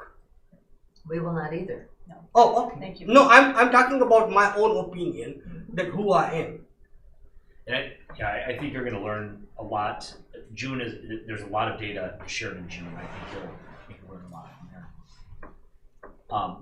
We should continue to push unless there's more discussion on that. Number 6. All right, 6.1, employment. I'm sorry, the core agenda does need action, just because we are changing it. I added, so for everyone's reference, I added the data reviews that you want attendance rates included, and that in the June that it'll be broken down by grade level participation and the percentage of individual students that are in something, so that you know how many are duplicated students throughout. So if I could get approval on that, I'd appreciate it. I'll make a motion to approve the changes in the core agenda as presented. I'll second it. All those in favor? Aye. Opposed? Great. Now we're on to 6.1. So it's resignation and retirement season, unfortunately. Sure is. And soon it will be hiring season. We're in hiring season where principals are all over it. If you know anyone who teaches math, other than Jenny Krista, who knows the mountain of math, right? If you know other people who know all of the math, high school is really, we've had no applicants and it's been posted for a while, and so we're deeply, deeply concerned about that. 0 applicants. I think Mr. Madsen did a search and there was like 24 math teachers needed in our... In CISA 4, CISA 10, so Eau Claire, La Crosse area. I think it's down to about 20. But... Wow. So it's a significant Just in the need. math area? Just in math. Yeah. And we have 0 applicants. It's been posted for 3 to 4 weeks. We could bring Timothy Young. He's still young. Mr. Young has already served our community in that way and has chosen to retire. The greatest teacher ever. Okay. Especially in the mathematics field. Not in the physics, but mathematics. I suppose all the graduates from college probably have already sent out their resumes too. Yeah. I emailed the universities last week saying this is what we have. We would love to have applicants from your schools. Yep. And there's not nearly enough people graduating as math I teachers. think everybody graduated. And if you are really, really, really good at math, you maybe didn't choose education. I make a lot of money doing other things. So it's teaching, unfortunately. Yeah. So I do need some action on the employment recommendations, please. I move to approve those as presented. Second. All those in favor? Aye. Aye. Opposed? All right. Then we are skipping to 7.2, the ESSA Sure. notification. So I talked briefly to the board about this possibility. I included an awful lot in there, those whole equity reports that I shared with you. This is the first time that the state is reporting them out in that way. And when they talk about equity, this was a change in the way school districts were supposed to report their staffing, their budgeting. So our district is kind of unique in that it is not as telling.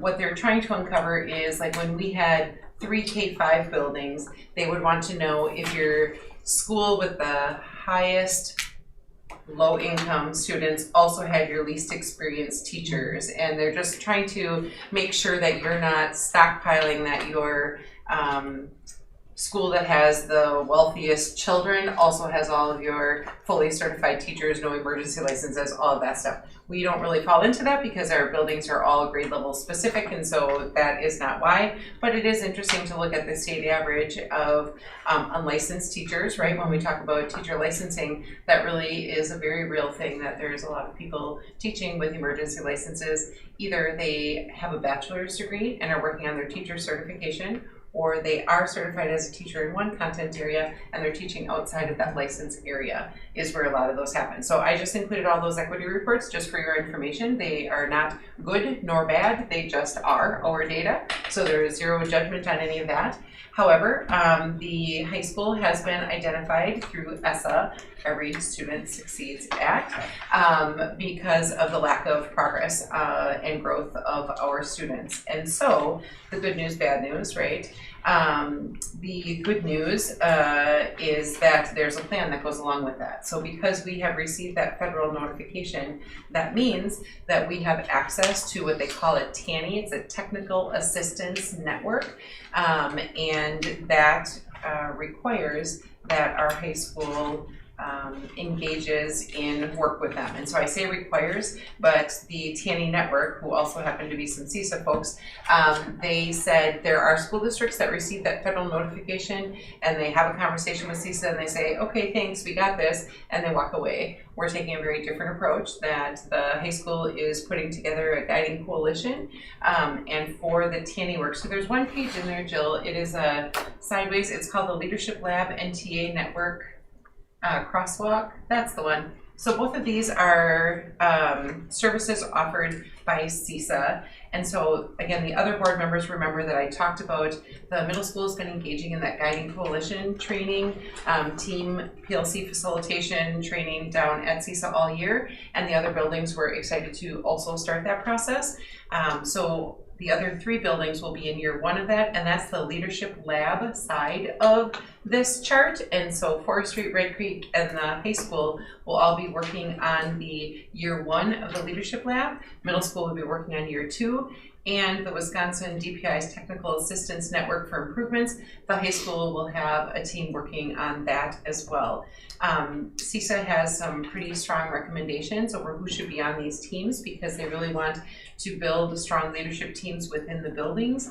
And so the Leadership Lab is not necessarily intended for district-wide leadership, but more building specific. And so grabbing some movers and shakers from the building and they're very specific about it. All of the principals went to a full day down at CISA where they talked about being super thoughtful about choosing who's going to be on that guiding coalition, because it has to be someone not only who's really good at their craft, but it has to be someone who's willing to lead through uncomfortable change, right? Anytime there's change involved, it's emotional, there's resentment, there's fear, there's all of those things. And some really, really, really good people fall short of the ability to lead through that because they just get uncomfortable and they take a step back and don't hold people accountable. So the principals have all been thinking hard about looking through their buildings and identifying those people who are going to be part of that guiding coalition. And then that TANI network over on the other side, that does have a district-wide person, so I will be on that team with the high school admin and others. It won't be the whole guiding coalition, but it will be a portion of them. Ironically, there's another school that we are quite familiar with who was identified last year, who's gone through this dual process this year, and it's a principal who's been a principal for I think like 18 years, and he just said this is the best professional development he's ever had the opportunity to engage in. So we're excited that there is some very structured systems in place to help guide our work moving forward. So the bad news is it's a federal notification that we are not meeting expectations, but we already knew that. We already knew that our ACT scores were not acceptable. We already knew that our level of engagement at the high school is not acceptable. So instead of just wringing our hands about it, we're taking very action-oriented to engage in this work. So the TANI stuff, the Technical Assistance Network, will launch this summer yet, and then the Leadership Lab work will launch next year. So in terms of compensation, right now we pay a teacher from each grade level to be a professional learning community leader, so a PLC leader, and we pay them. We're going to stop doing that, and we're going to pay the members of the Guiding Coalition because they'll be expected to be at CISA several times out of their classroom in order to engage in the work, and because there are some classroom teachers, some non-classroom teachers, there's going to be after school or out of contract time meetings that they're going to have to engage in and then lead with the rest of their teams. Do you have questions about this process? So it is the negative that we were identified, but the positive is we already were talking about Leadership Lab before we were identified, and then that TANI work really complements that work very well. So with the intended audience, principals and teachers chosen for their ability, will we look to choose two teachers, or will we look for volunteers? The Guiding Coalition? It's by invitation only, so each principal has gone and had conversations. So if we opened it up for anyone, there are people that are eager beavers and want to get involved in everything, but conflict is not something they're comfortable with. And I think Mr. Nortman and Dr. Sullivan have been part of the Guiding Coalition at the middle school, and I just halfway through the year, Nicole's like, it's miserable, everyone is so tense, and it feels angry, and we're never accomplishing anything. And then she'll go to the next meeting like, whew, we pushed through that, and it was a fantastic conversation. And so there are people who are willing to get involved, but they're not willing to lead through uncomfortable times. And so that's why CISA strongly recommended that the principals hand select people that felt were up for all parts of that role. Okay. And they also limited the size, so it's not like the people that are selected are saying, that's it, nobody else could do this work. They also limit the size of people that they want on those guiding coalitions. We're excited about the structure and to see how it all fits together. All right, that requires no action, correct? It does not. So next we are up to 7.6, our middle school course proposal.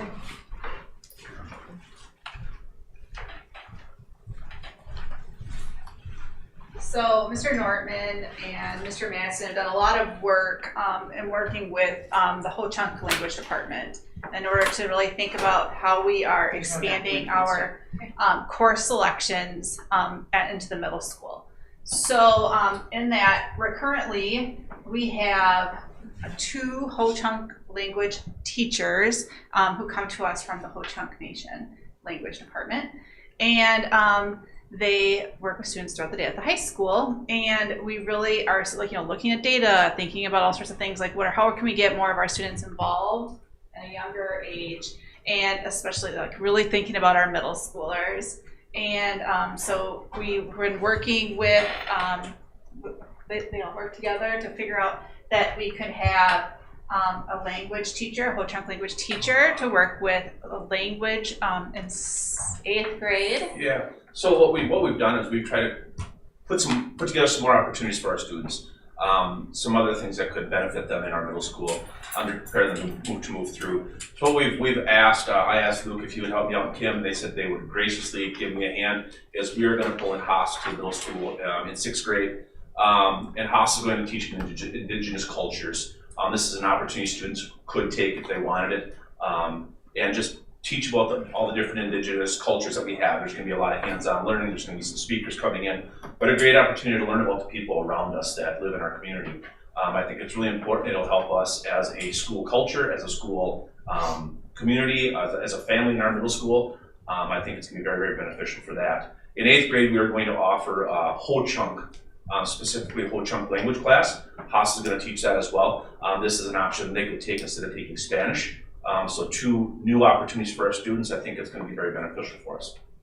And just one more thing we wanted to connect to is this helps us fulfill our obligations under Act 31, so that we're really connecting to all the the cultural pieces that we need to be working through in our curriculum with that law. So that's helpful in that regards as well. And perhaps you remember when Tony Berger was here, he was talking about they're working on helping the Wangshik Club grow at the middle school level, and so really feel like this could be a great engagement opportunity for our middle school Ho-Chunk students. Can they help attendance too? They certainly could. And just for clarity, we do not pay either of the Ho-Chunk language teachers. They are gifted to us from the Ho-Chunk Nation. So they are not our employees, but they certainly work on our schedule and with all their full-time in our buildings. So, and I just wanted to correct, I thought the Indigenous culture class was a required for 6th grader, like all students would go through it, and then the language in 8th grade was going to be optional. All students will have the opportunity to take the 6th grade one, Okay, gotcha. but they don't have to. For students that take band, they may not choose to take that because then they're short Gotcha. on how much they can do. Gotcha, okay. And so the middle school course proposal schedule doesn't look like the high school one. We just wanted you to be aware before we move forward.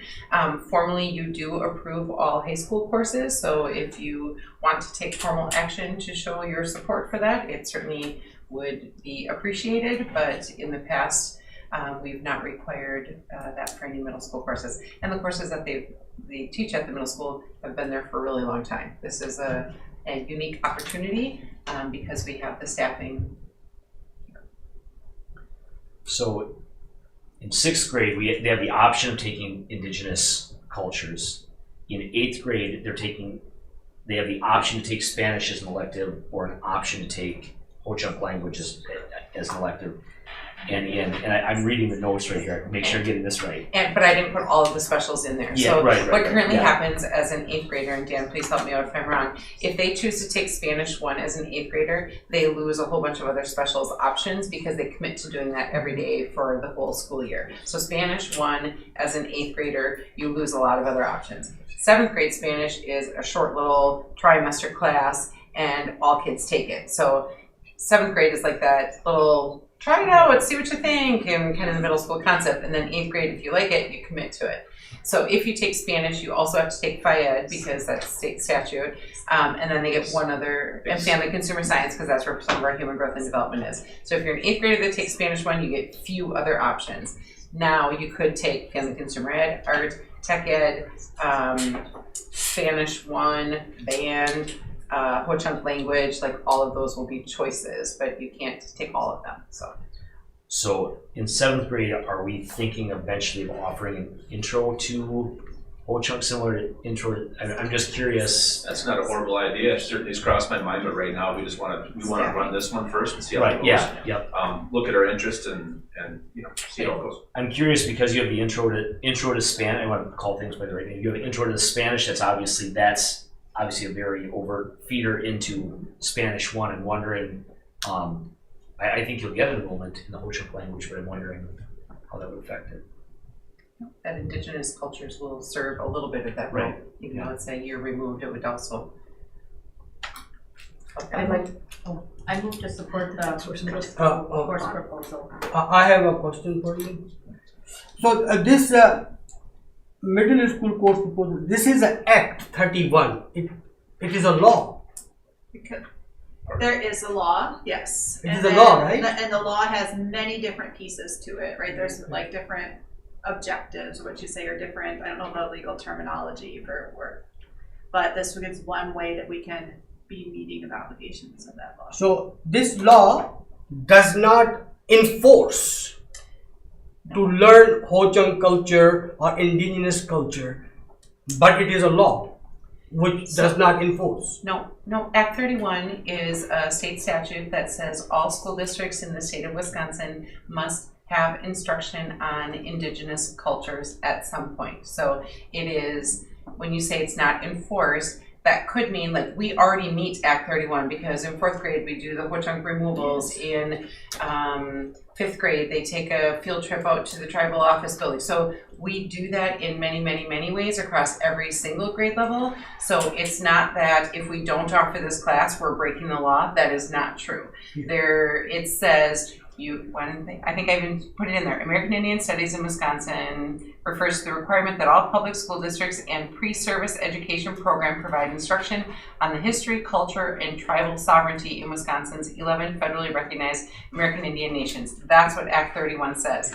We meet that expectation in hundreds of ways throughout our district. This will be another. An additional way. My last question regarding middle school course proposal.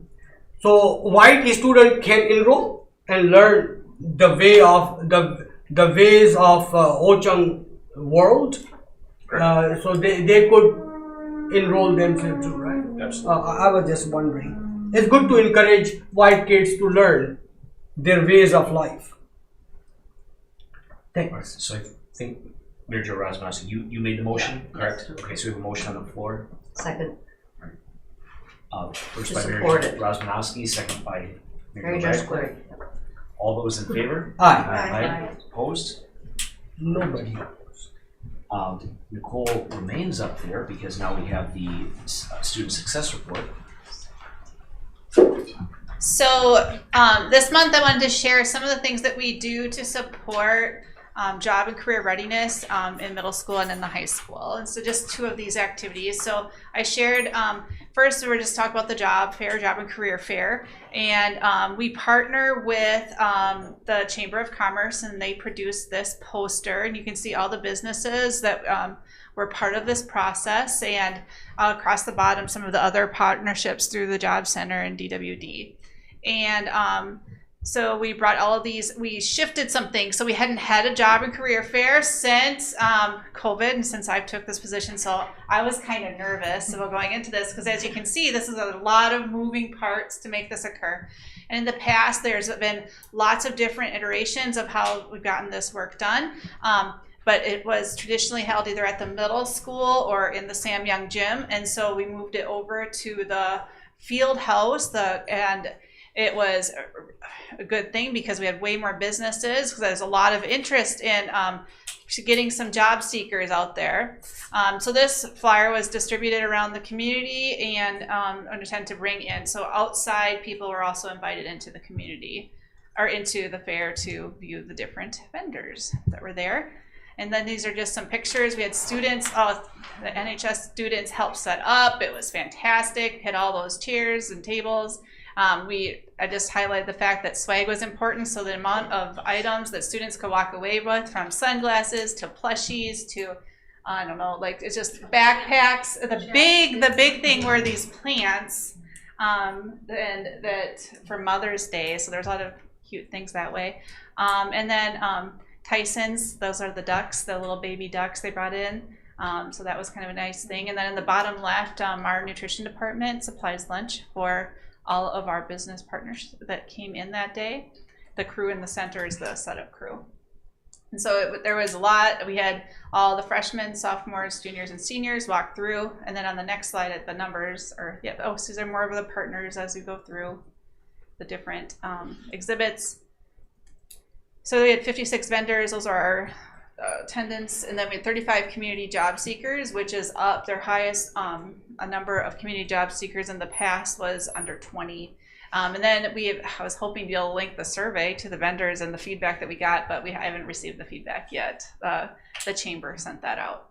So that's a great partnership that we have with the chamber, and we just are grateful for that.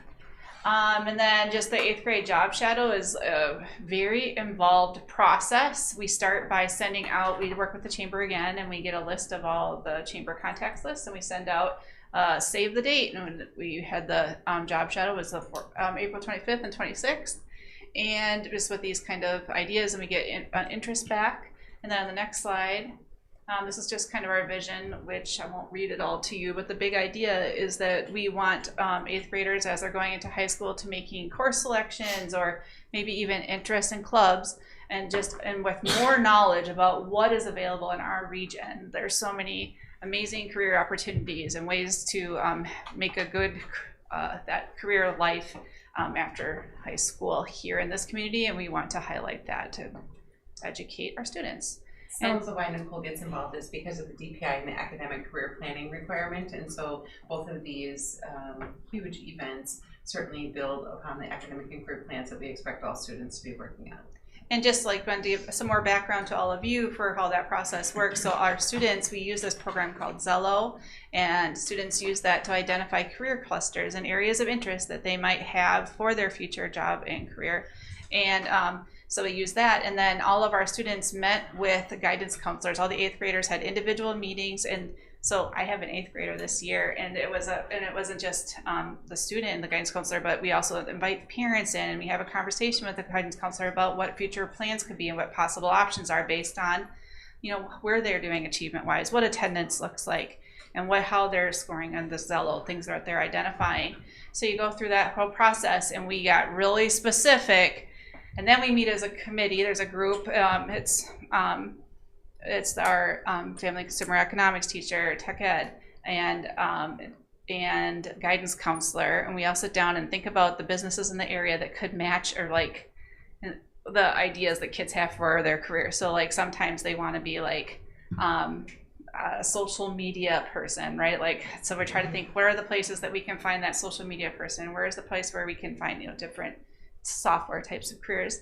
And so based on all of that, and then the interest that we initially have, we start calling individual businesses. And on the next slide, these are all our partners that worked with us this year.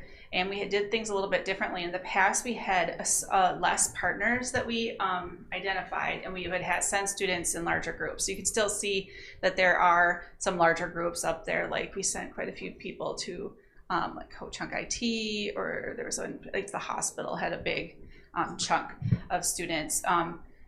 But what we really try to do is really focus in on what students were interested in. And so then we ended up with some smaller groups, which is really cool that we were able to narrow it down. But then on the flip side of that, sometimes when you're just the one person, like at the realty office, and you're shy, like that can be a long 2 hours, right? Like if you're not a strong communicator list. But I don't know if you had a chance to look through this. On the next slide, there's just a few pictures.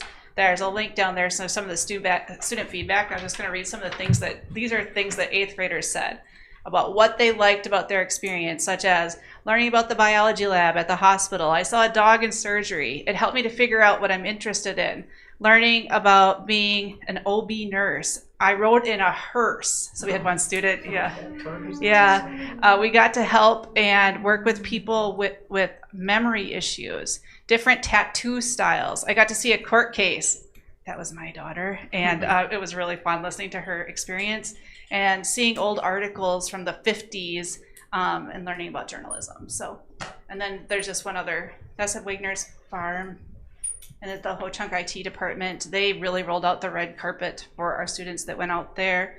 The president came in and talked to them. Like they had a really unique experience as well. So I didn't get all the pictures. I got some pictures after I sent them in, but Nick was at both of the things. That has been a strong partner with us, with all of our students that are interested in welding, and just appreciate that too, and just always willing to take a group and all those things. So that's what I have. Is there any questions?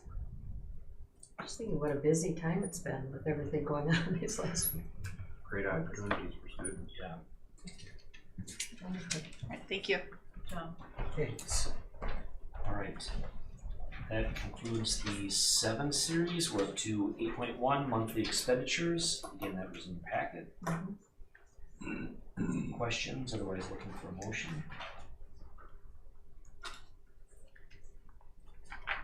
If there are no questions, I'll move to approve the monthly expenditures as presented.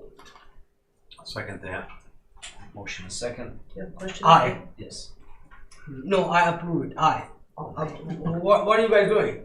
Voting or discussing? we're getting ready to vote. Yes. Right now. Yeah.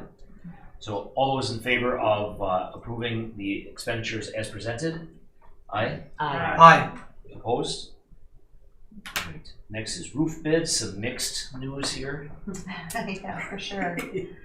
So just wanted to give you some quick background on the roof. Kent wasn't able to be here tonight, so I'm filling in for him with all the expertise that he has about roofs. But He's working at the track meet, just to be clear. Yep.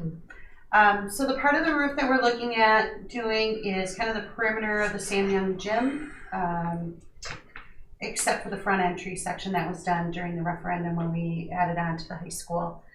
The roof is currently a ballasted construction, which is a rubber membrane held down by rocks, basically held down by gravel. It's about 28 years old, we believe, because it probably was done during the 1995 referendum. It's been leaking for several years, so it's something we just really can't put off any longer, and I want to take care of. It was on our cycle to be done, it's just we couldn't do it any sooner, as roofing has costed a lot lately. We would do it this summer, and then after we do it, the last two sections of the roof to be done at the high school are Sam Young Gym and the West Gym. So then we would be caught up and done at the high school, and actually throughout the district. We'd be in very good shape with our roofs. Just wanted to show you what we had been doing at the high school is called a fluid applied roof. They secure a decking to the surface, and then it's like a sprayed on surface, almost like a rubberized material. It was a good product for us, but we've been adhering it to a metal surface. So when they're doing the decking to that metal surface, it's a lot cheaper to install than it is to what we have there in this section. The original is called Tectum. It's like a concrete surface almost. So they would have had been drilling and screwing into that kind of surface. It just made the cost of this roof cost prohibitive, actually. So as you can see, last year when we took bids and did the section of the roof, it was $650 per square foot. To do this kind of surface, it's $47 per square foot for just the deck repair. Doing something with the drains, whether we have to lower them based on the roof height or replace them, it was $1,200 versus $3,200. Some of those things just started to be cost prohibitive in this situation. So what we looked at then, as soon as we found that out, that is why those bids were so high, we received a $620,000 bid for that section of roof that I outlined. Melcor Roofing is the same company that did our roof last year, and they were low bid amongst those that we received again this year.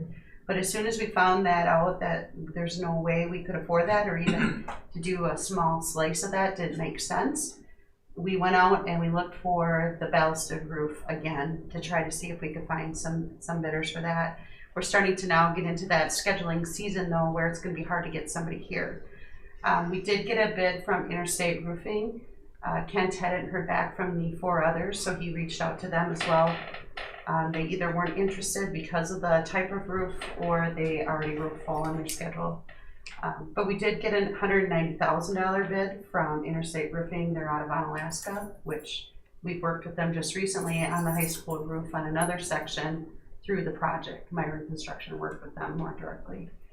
There's a 15-year warranty on that roof, 20-year on the fluid applied. And the way the fluid applied is you come back in so many years and reapply the fluid. It's a lot cheaper to do that part of the process. But at $620,000 versus $190,000, we can do a ballasted roof 3 times. And so it just didn't make sense in that area. Now, it will still make sense for the areas we have fluid applied to come back and do the fluid applied. We'll continue that process. I might not be here to see that when that happens, but careful, Joe. Kent, well, I don't want to work 20 years more, but Kent, certainly said that's the best way to proceed there. Anyways, that's all I had on that. Just wanted to make you aware of that process and how we got from doing that fluid applied. That was kind of our gold star. That's where we wanted to go, but it just did not make sense to do that any longer.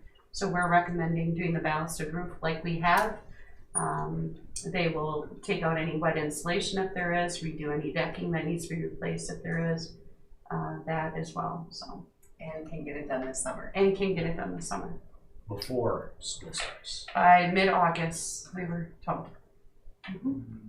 Is there a reason why you're doing ballast rather than like a fully adhered? I don't know that answer. It's the kind of surface perhaps, I don't know, that's what's there now is a ballasted roof, and they said that would be our best Don't economic. see any ballasted roofs anymore, they're usually just the fully adhered, they're glued down, you know? They're all I didn't know if that tectum made a difference, whether you could fully adhere to that or not. Usually they adhere to like a 10 board, top of this program. I'm sorry, I can't answer that. I could find out for you. I don't know what that tectum is, I'm going to read it on that one. Just seem, you know, I don't know. I'm pretty sure Interstate does fully adhere to, right? So if that's an option, I'm sure they would have brought that up. Yeah. This, from what I was told from Kent, this was the best solution for that surface and economical solution as well. So we've had, you know, a pretty good run with that roof. If it's a 15-year roof, we almost made it 30 years with it, and I'd say we probably made 25 years with it. Sounds like most rubber roofs are 20-year warranty though. That's just the warranty. Right. 15 years. So. The high school may argue how well we've made it, because Yeah. there are Right. garbage cans strategically Yeah. placed when it's raining, so. Right. So we do need approval on that. I move we accept the interstate roofing bid. I second. Motion and second, all those in favor? Aye. Opposed? All right, next we have meeting minutes. I forget, I think it was just one. Yep. Just April's minutes were in there. Any corrections to those? Make a motion to approve the meeting minutes as presented. I will second that. All those in favor? Aye. Opposed? All right, next is district admin report. Just two quick things. The family night that was hosted last week, Wednesday, was fantastic. The elementary team did the bulk of that planning, and they just really did a great job. There was lots and lots of participation. We were trying to guesstimate how many people. We thought maybe around 500 were in and out. It was really, really, really well done, and lots of positive response from families. The raffle baskets and a free will donation at the food raised $1,150 for the Angel Funds to help with that school supply project that we were talking about. So that was a job really, really well done by that whole crew. The Heart Spirits event, when Nicole was talking about the dates of things, those couple days our maintenance crew and some others that were involved in all those events had just crazy chaotic days. It was a really, really nice turnout, and they just did a great job. I am going to give a shout out to our NHS students. So by the time the Heart Spirits dinner was going on, that was Thursday night, we had also done our staff banquet on Wednesday, plus all the job fair stuff. It just was a super, super busy couple days.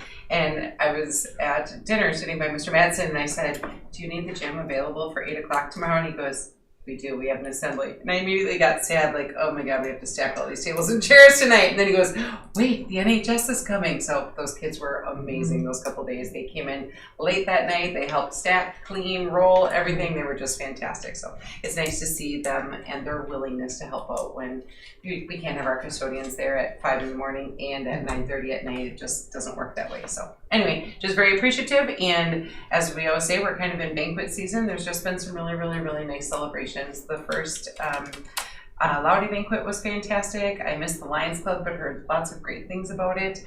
FFA is this Friday. Some of us were at the Tiger Investment Club thing on Wednesday. There's just this time of year we get to see so many kids being successful and celebrating that with their family. So it's a good, even though there's behaviors in the buildings that are also ramping up, when you focus on all the banquet stuff, there's lots and lots of celebrations. So I'd like to compliment the Facebook page too. There's new things pushed out every day, which is great. I will let our interns know. Any WASB or other happenings? I can't remember if I told you to put on your calendars for Thursday, October 5th is the regional meeting, and GET will be hosting that for regional schools. It'll be in the evening. I don't have all the details of it, but Thursday, October 5th. yes.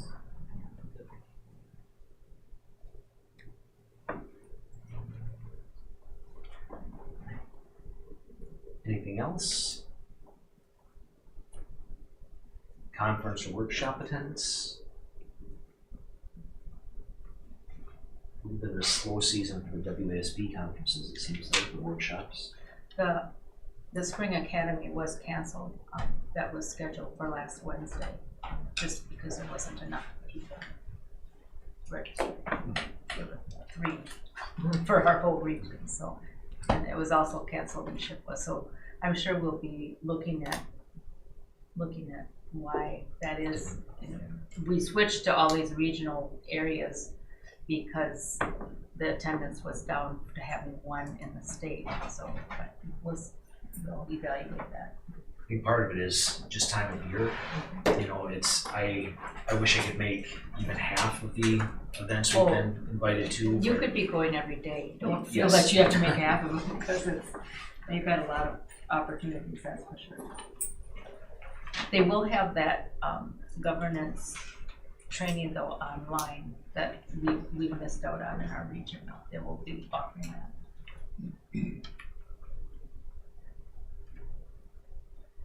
All right, and then school board connection opportunities. Reminder to board members, if you haven't yet RSVP'd yes or no to graduation, please reach out to Shelley and let her know.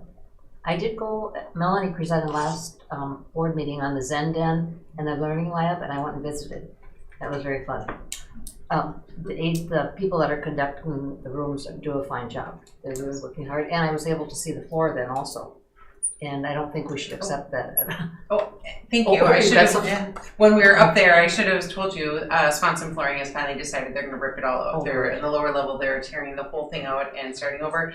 The upper level, at first he was like kind of partitioning off, and then we sat there and belabored it. We're like, so what color border are we going to put in? It was very tedious. Like we'd have to pick each tile, and finally he's like, well, maybe it'd just be easier to rip this all up. We're like, yeah, we think it would. So there's new stair treads coming, and we just keep saying during June. We want it all to happen during June. It can't because the Masons are coming in June, so they're going to be immediately after. But if anybody from Forest Street is listening, we just keep saying August 1st, we want all construction out of that building so that staff gets a little bit of time in their building without all of that going on. So they are tearing it all up, starting over. Yeah. So this morning I was at the elementary and we started talking about head lace, and all day I have not been able to stop. So thanks back there. Thanks a lot.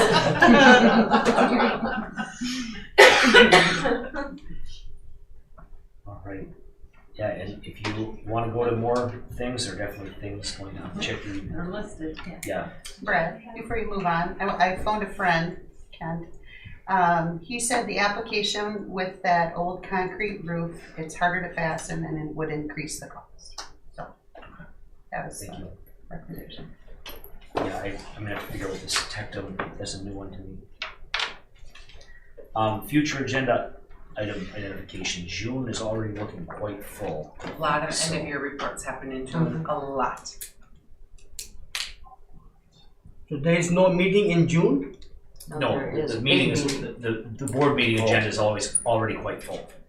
It's already quite full? Yeah, just the core agenda for June is, I think it's probably close to our longest month on core agenda. Yes it is. What date in June we have a meeting? It's always the third Monday. I invited you, I did a calendar invitation for them. Yeah, I click all June 19th. June 19th? Yep. I will see. So the agenda is already loaded?